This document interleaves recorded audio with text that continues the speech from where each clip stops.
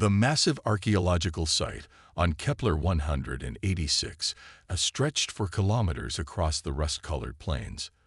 Dr. Sarah Chen stood at its edge, her breath catching in her throat as she watched dozens of alien archaeologists carefully excavating what appeared to be the foundations of an ancient city. The irony wasn't lost on her. Humanity's first major collaborative project with the Galactic Union was digging up ruins on a distant world. Except these weren't alien ruins. They were human. Dr. Chen, we found another artifact cache, called out Zixtal, her Meridian colleague whose crystalline form caught the light of the red dwarf star overhead. Sarah hurried over, her boots crunching on the oxidized soil that had preserved these ruins for what their dating suggested was over 50,000 years. The dig site had thrown the entire galaxy into confusion 3 months ago. What started as a routine survey of potentially habitable worlds had turned into the greatest archaeological discovery in human history, and perhaps the greatest identity crisis the species had ever faced. The preservation is remarkable. Zixtal hummed, their crystalline fingers delicately brushing dust from what was unmistakably a data crystal. But it wasn't alien technology.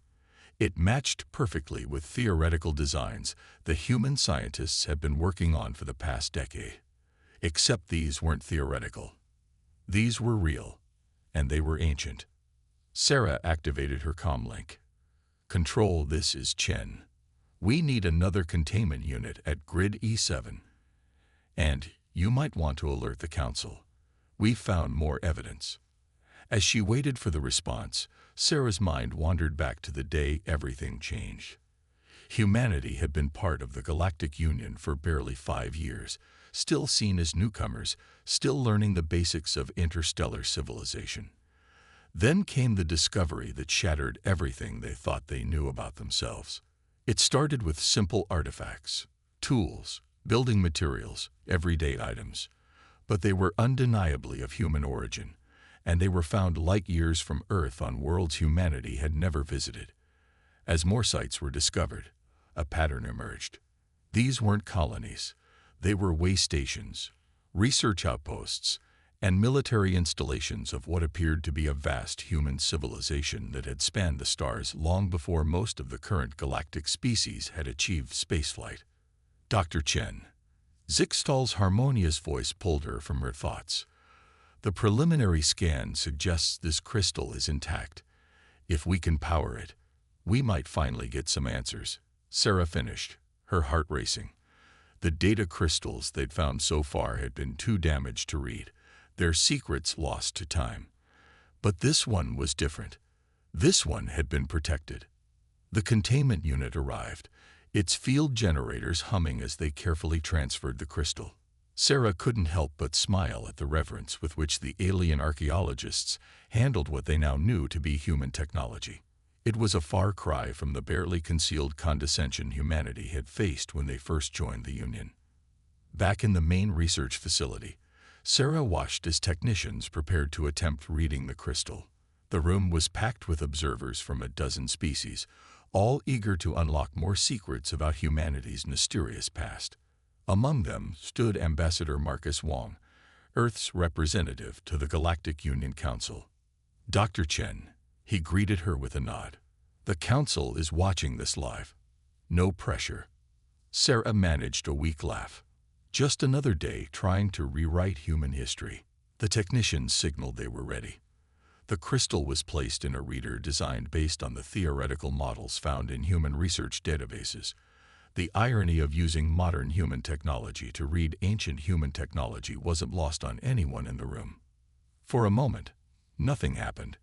Then the crystal began to glow with a soft blue light, and holographic data streams filled the air above it. The room fell silent as ancient human writing appeared, automatically translated by their systems. Research Station Kepler 186F. Final log entry. Sarah read aloud, her voice trembling. The evacuation is nearly complete. The barrier protocol will be initiated within the hour. To whoever finds this, we had no choice. The entity cannot be allowed to spread. Earth has been designated as the sanctuary. All knowledge of our true history will be locked away. Our people regress to pre-industrial civilization. It is the only way to ensure our species survives what is coming. The log continued, detailing the final hours of what appeared to be a massive evacuation of human civilization across the galaxy. It spoke of a threat so terrible that humanity chose to sacrifice their entire civilization and start over rather than face it. The details were frustratingly vague. Whether by damage to the crystal or deliberate omission, the nature of the entity remained unclear.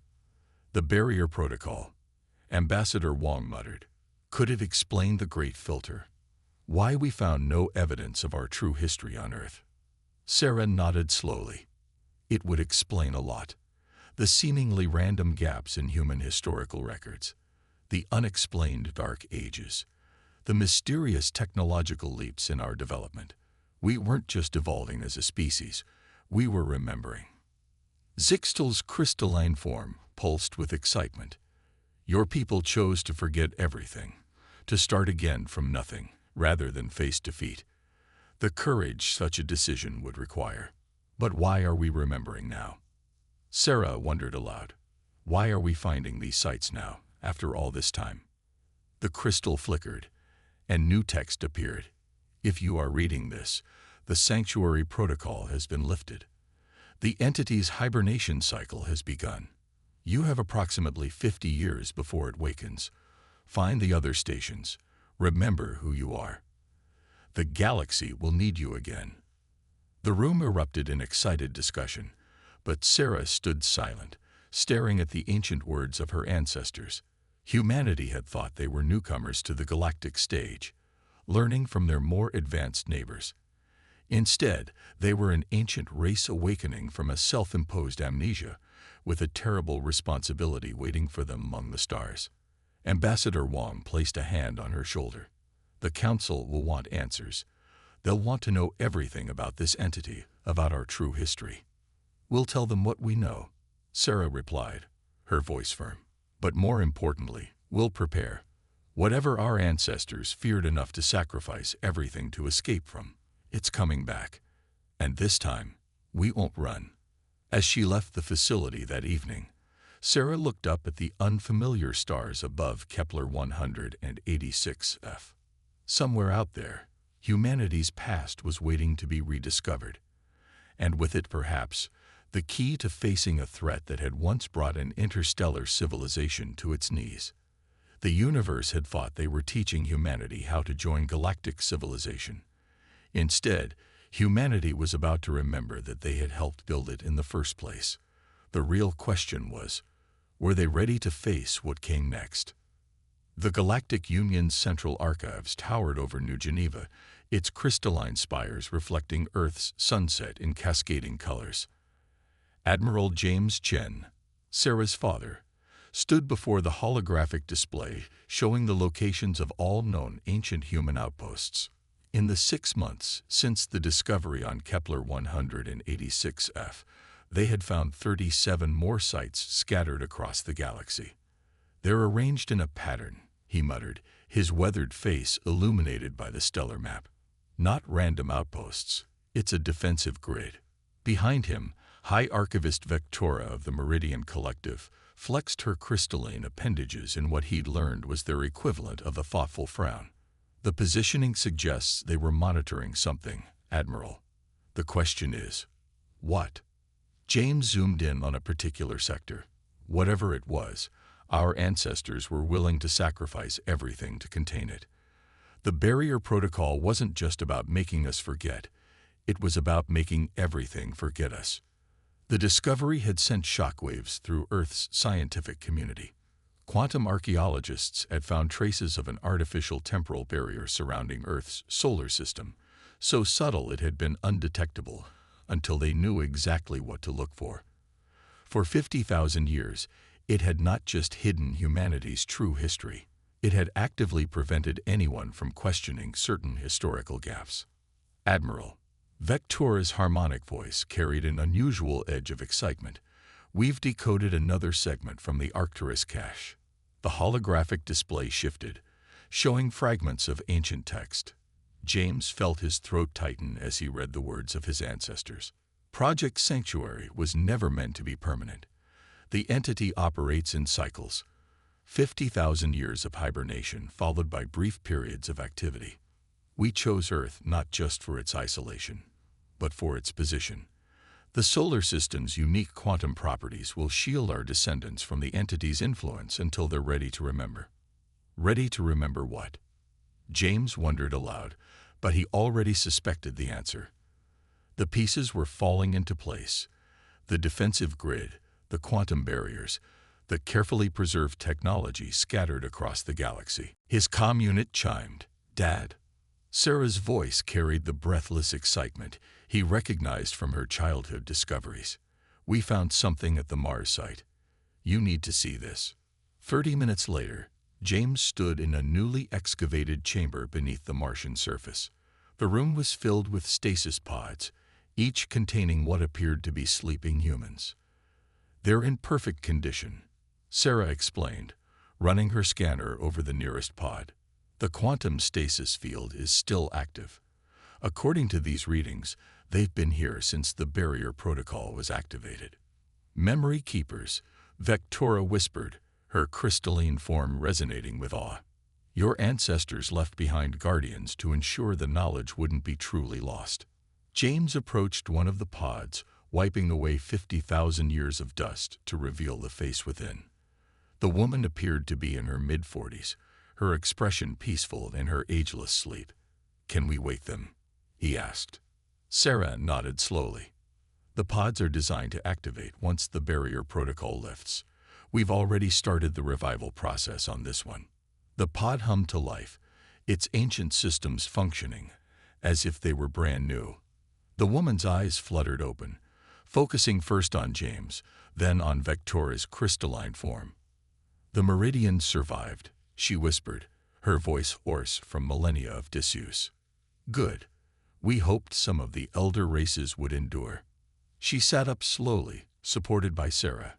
"I am Dr. Elena Santos, Chief Administrator of Project Sanctuary. And you," she looked at James and Sarah, "are proof that we succeeded." "What exactly did you succeed at?" James asked, helping her stand.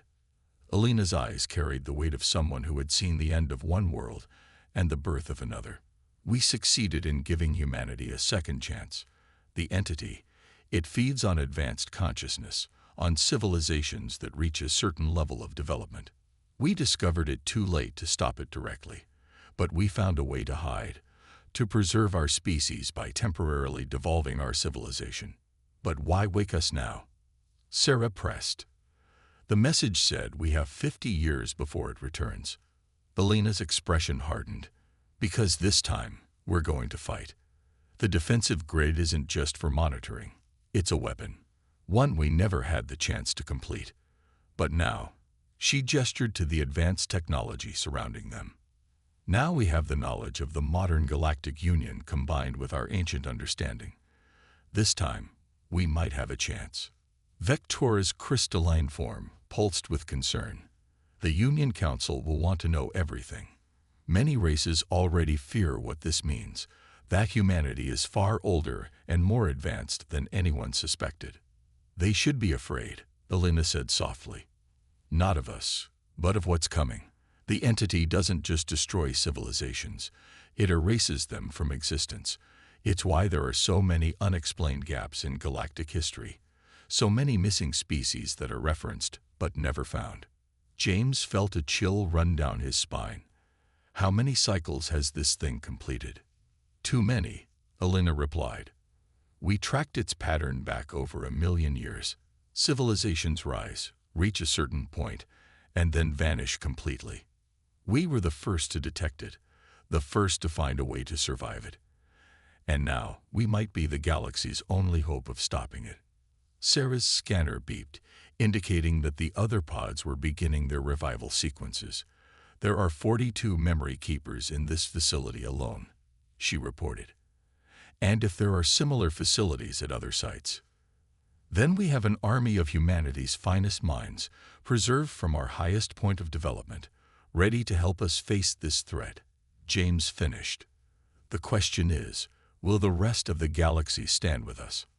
Elena walked to a nearby console, her movements becoming more sure as her body remembered its purpose. They'll have to. The entity doesn't discriminate. It feeds on all advanced consciousness. Every race in the Galactic Union is at risk. As if to emphasize her point, the facility's ancient systems hummed to life, projecting a massive hologram of the galaxy. Red markers appeared, showing the entity's path of destruction across countless cycles. "Welcome to the real first contact," Elena said grimly. "Not between humanity and the galaxy, but between all of us and what lurks beyond the stars.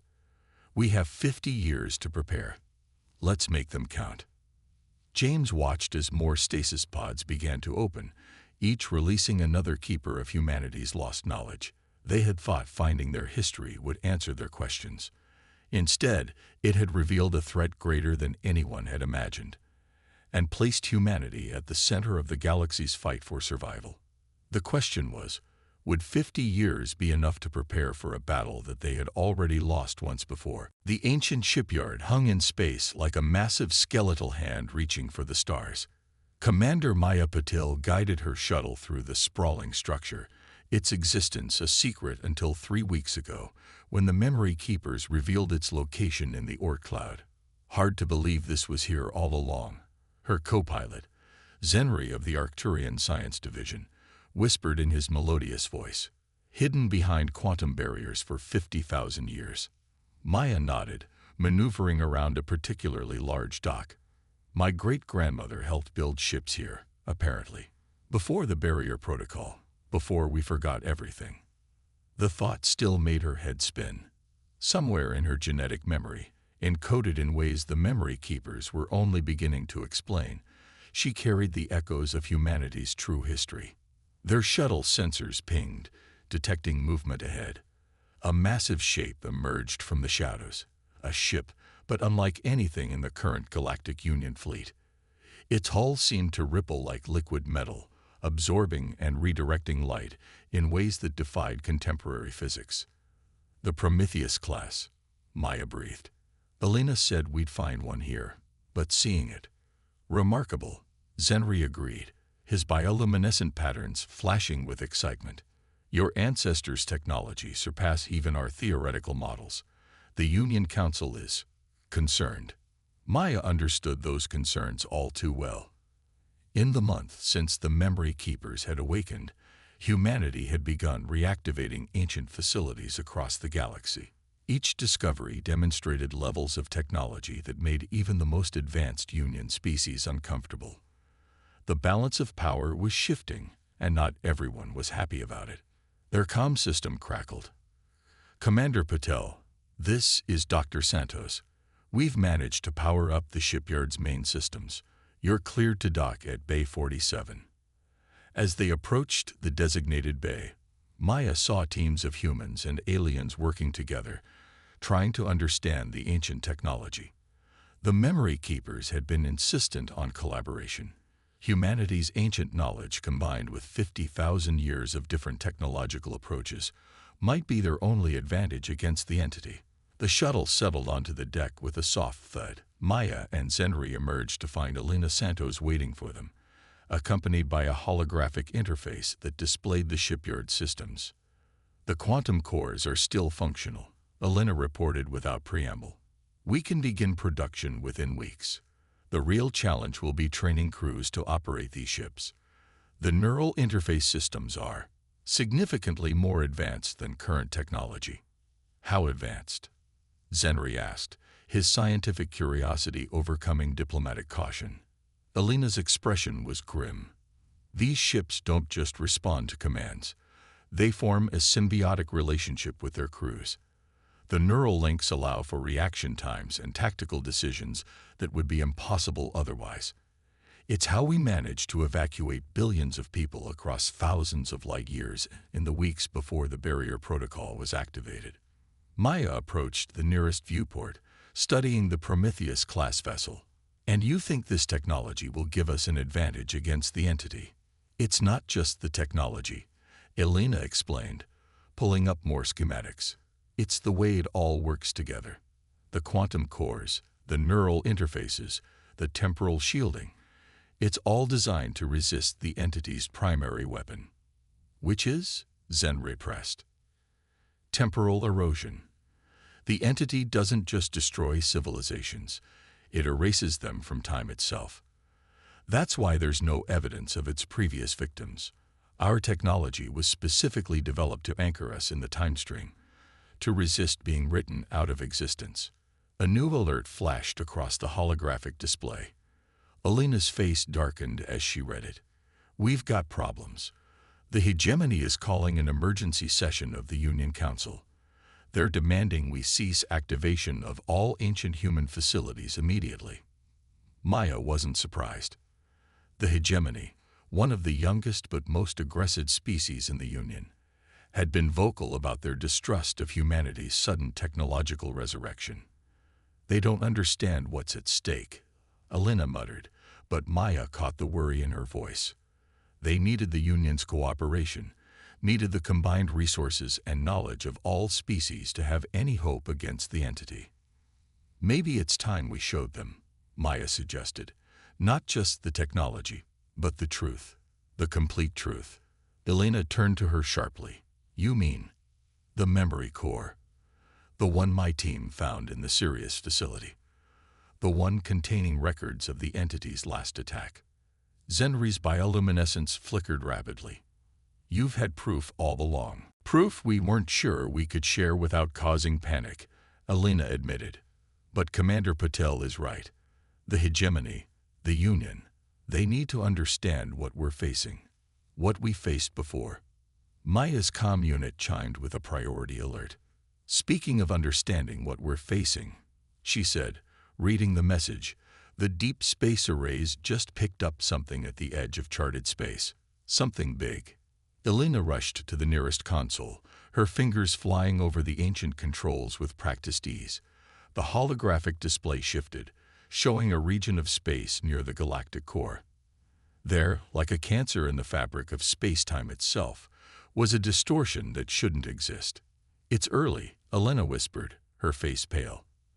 The calculations said we had 50 years, but this is happening now. What do you mean? Zenri asked, but Maya already knew. She could feel it in her bones, in the genetic memory that had been passed down through generations of her family. The entity isn't waiting 50 years, she said quietly. It's awake, and it's hungry. Alina nodded grimly. Get to the Union Council. Show them the memory core. I'll begin awakening the rest of the memory keepers at all known facilities. Maya. She turned to the commander, her eyes hard. Get that ship operational. We're going to need every advantage we can get. As Maya rushed back to her shuttle, she caught one last glimpse of the Prometheus-class vessel. Humanity had hidden this legacy among the stars, preparing for a moment they hoped would never come. Now that moment was here, and they weren't ready. The question was, would the galaxy unite in time to face what was coming, or would ancient rivalries and fear doom them all? The shipyard's quantum cores hummed to life, awakening after 50,000 years of silence. In the distance, more ancient facilities were powering up, their energy signatures visible as new stars in the eternal night. Humanity's legacy was stirring, but would it be enough to save not just their species, but all of galactic civilization? Maya had a feeling they were about to find out. The Union Council chamber had never been so quiet. On the massive holographic display dominating the center of the room, the memory core's contents played out in stark detail. The final days of humanity's ancient civilization, the first encounter with the entity, and the desperate plan that saved their species by forcing it to forget itself. Ambassador Wong stood silent as the recording ended, watching the faces of 200 different species trying to process what they'd just witnessed. The hegemony representatives, who hours ago had been demanding sanctions against humanity, sat frozen in their seats. Now you understand, Alina Santos said into the silence. This isn't about humanity reclaiming its power. This is about survival, for all of us. The entity's first attack had been devastating. The recording showed entire worlds simply ceasing to exist, their histories unraveling like poorly woven cloth. Civilizations that had stood for millennia were erased in moments, leaving nothing but confusion and emptied space where mighty empires had once stood. First speaker Xalith of the Meridian Collective rose, their crystalline form vibrating with emotion. The temporal distortion at the galactic core, you're certain it's the same entity. The energy signature is identical, Maya Patel confirmed from her position near the display. And it's growing faster than our original projection suggested. We estimate 2 months, maybe less, before it reaches populated space. The chamber erupted in panicked discussions. 2 months to prepare for something that had previously destroyed their civilization at its height. 2 months to unite a fractious galaxy against an enemy that could erase them from history itself. We have advantages we didn't have before, Alina continued, her voice cutting through the chaos. 50,000 years of new scientific developments from all your species, different approaches to physics, to quantum mechanics, to consciousness itself, if we combine this knowledge with our ancient technology. And why should we trust you? The hegemony representative interrupted. Your species hid this threat, hid your true measure. We hid nothing, Ambassador Wong said quietly, but his voice carried authority that silenced the chamber. We forgot. We chose to forget everything to survive, to preserve some fragment of hope that future generations might find a way to defeat this thing. And now we remember, not just through the memory keepers, but through something deeper. He gestured to Maya, who activated another recording. This one showed the results of genetic studies performed on human populations worldwide. Complex patterns in human DNA that had puzzled scientists for centuries suddenly made sense. They were storage mechanisms, quantum-encoded memories preserved through generations. Our ancestors didn't just hide their technology among the stars, Maya explained. They hid their knowledge in us, in our very genes. Every human alive today carries fragments of our ancient civilization, waiting to be awakened. That's why we've been able to adapt so quickly to the recovered technology. We're not learning it. We're remembering it. The chamber was silent again, but this time with a different quality. The fear was still there, but mixed with something else. Hope. First speaker Xalith moved to the center of the chamber. The Meridian Collective votes to commit all resources to this fight. We faced extinction once before, in our own ancient past. Perhaps it was the entity then too. We simply didn't know what had nearly destroyed us. One by one, other species joined in. Even the hegemony, after a tense private consultation, pledged their support. Unity born of desperation, perhaps, but unity nonetheless. Maya's communicator chimed with an urgent alert. She read it, her face paling. The distortion is accelerating. Something's changed. Alina rushed to analyze the new data, her expression grim. It's responding to our activities, the reactivation of our ancient facilities. It must have sensed them. It remembers us. How is that possible? Ambassador Wong demanded. Because we're the only ones who ever survived it, Alina replied. The only ones who found a way to preserve ourselves from being erased from time. We're a loose end, and it's coming to finish what it started. The holographic display shifted to show the entity's approach. Where before it had been moving steadily toward the galaxy's populated regions, now it was changing course, heading directly for human space. Earth, Maya whispered. It's coming for Earth first. Ambassador Wong turned to the assembled council. We don't have 2 months anymore. We barely have 2 weeks. Everything we've reactivated, every ship we've rebuilt, every piece of ancient knowledge we've recovered, we need to deploy it now. The Prometheus fleet isn't ready, Maya protested. The neural interfaces alone require weeks of training tow. We don't have weeks, Alina cut her off. We'll have to do it the hard way.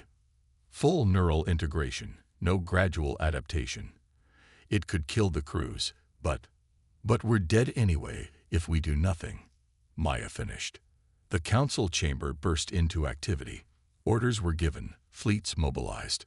The Meridians offered their crystalline processors to help interface with the ancient human technology. The Hegemony's warrior castes volunteered for the dangerous neural integration process. Species that had been rivals for centuries now worked together, preparing for a battle against extinction itself. Ambassador Wong found himself standing next to Elena, watching the frenzied preparations. Can we win this time? Elena's eyes were fixed on the display showing the entity's approach. 50,000 years ago, we ran because we had to. We hid because it was the only way to survive. But now, she turned to him, and for the first time, he saw something like hope in her ancient eyes. Now we have something we didn't have before. What's that? A galaxy united. Every species bringing their unique insights, their technologies, their ways of thinking. Our ancestors fought alone. This time, we fight together. She managed a grim smile.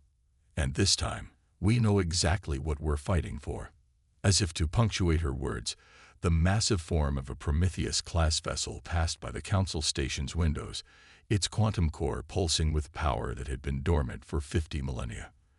Across the galaxy, more ancient facilities were awakening, their systems connecting to form the defensive grid that humanity had never finished building. They had 2 weeks to prepare for a battle that had already destroyed them once. But this time, humanity wasn't facing it alone. This time, the entire galaxy stood ready to fight for its very existence. The question was, would even that be enough? The battle for Earth began not with a bang, but with a silence. Maya Patel stood on the bridge of the Prometheus-class vessel Mnemosyne, watching as reality itself seemed to warp around the entity's approach.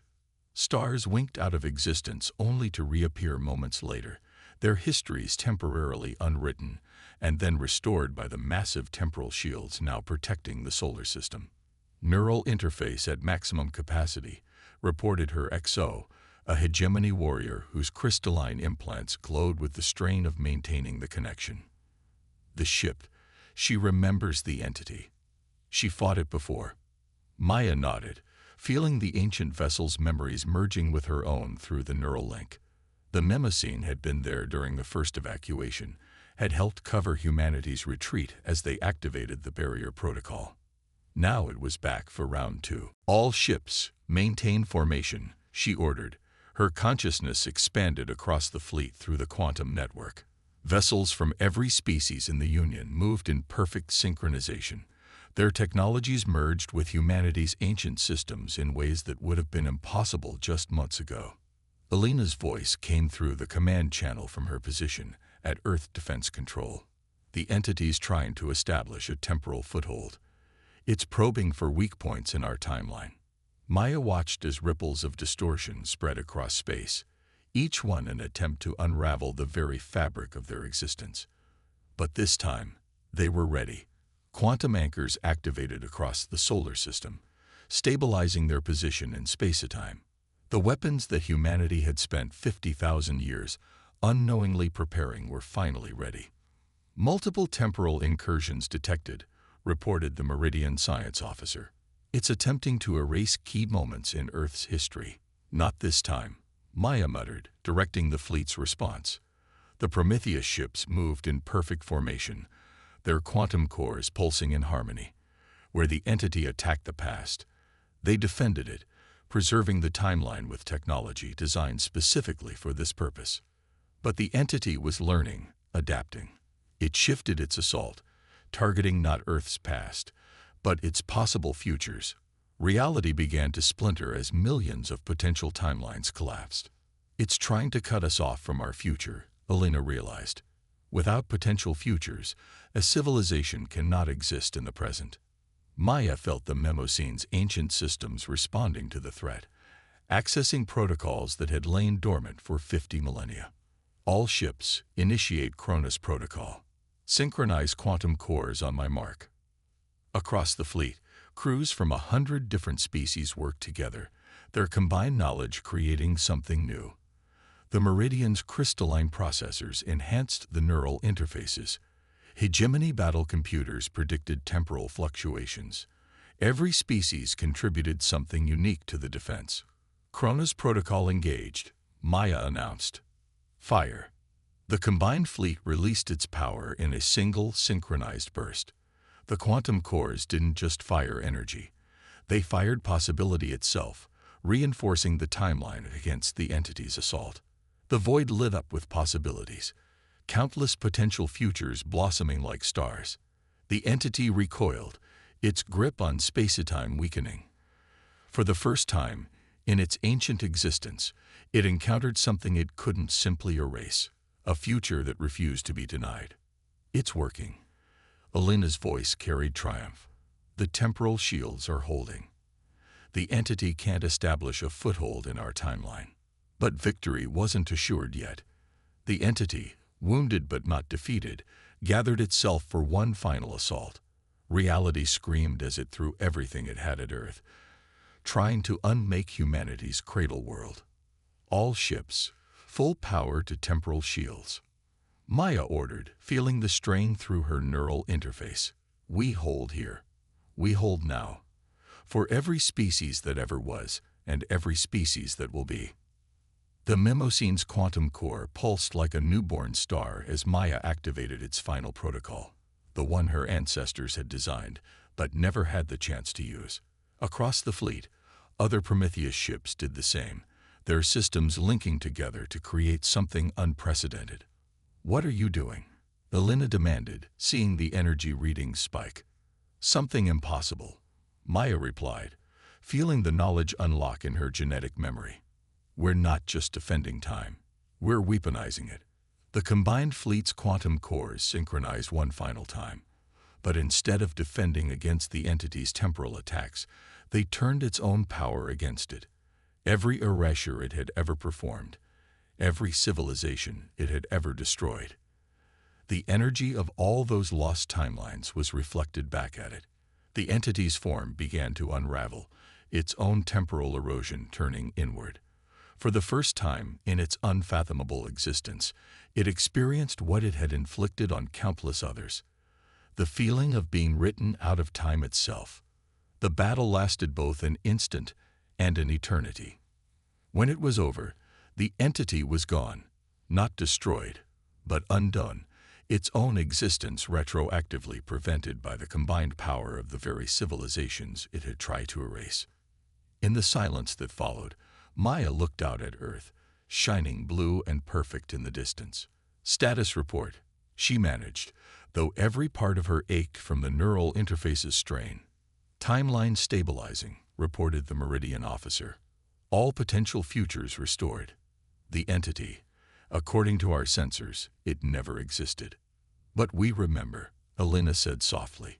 We all remember. And they did.